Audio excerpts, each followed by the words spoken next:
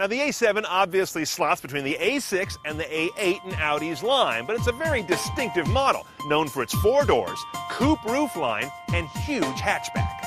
Let's drive the 2012 Audi A7 and, of course, check the tech.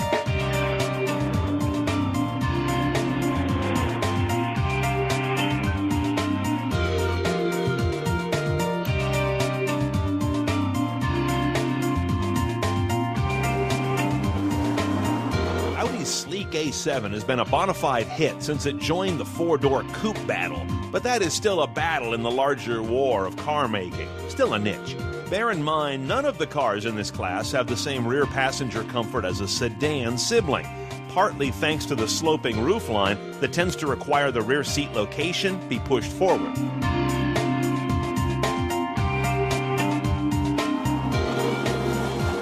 Audi may have the most cohesively impressive cabin tech in the biz right now.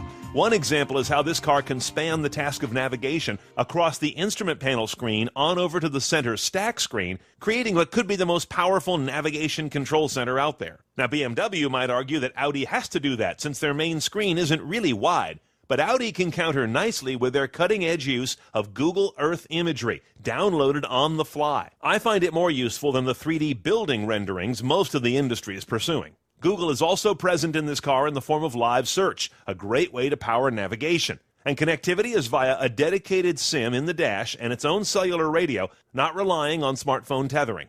Voice command is nowhere near as good as your Android phone, but that's par for the course across the car industry. 235 2nd Street, San Francisco, California. 35 2nd Street, San Francisco, California has been accepted. Audi's unique touchpad lets you finger paint input, and I often find it more satisfying than voice, but to a degree. And I'm still getting used to Audi's 4-corner buttons that map to far-flung corners on the screen. I guess after 5 years, we'll just have to agree not to love each other.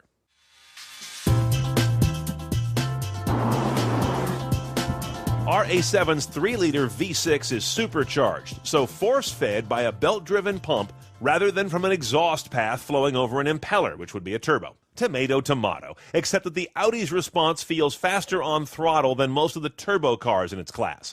That's a traditional hallmark of superchargers, but they do introduce some parasitic drag on the engine.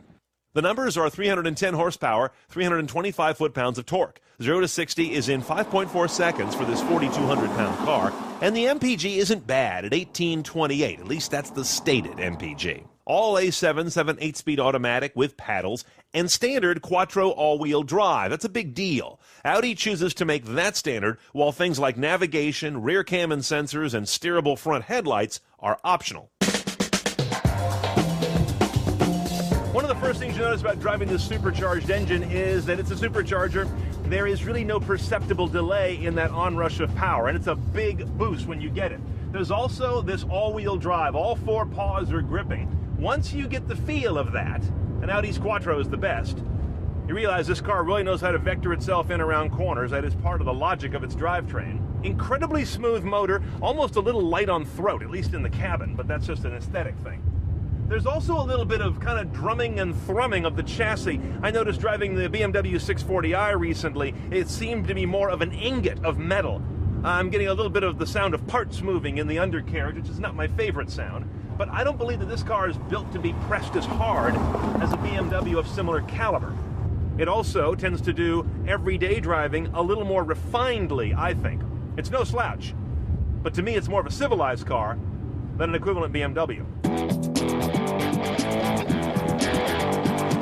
Okay, let's price this Audi A7. With all-wheel drive and the supercharged motor, that's the only way they come, 60 grand. Kind of a value, but not fully set up CNET style, so you add $3,600 for Premium Plus. That's going to add the Google Earth navigation system, Audi Connect services, all those parking sensors, rear view camera, and a lot more stuff that you are going to want.